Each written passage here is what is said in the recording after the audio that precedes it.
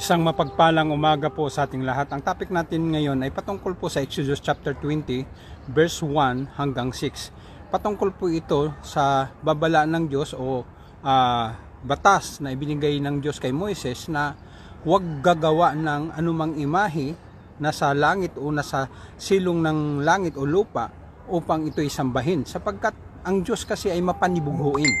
At ano po ang ating matutunan dito? Kasi ang Diyos kasi ay everywhere po siya. Omniscient, omnipresent, omnipotent, transcendent.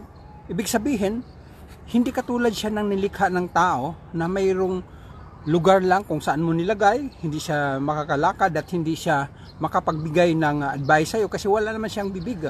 At saka yung mata niya bulag at hindi naman makakita kasi kriniit nga lang siya ng tao.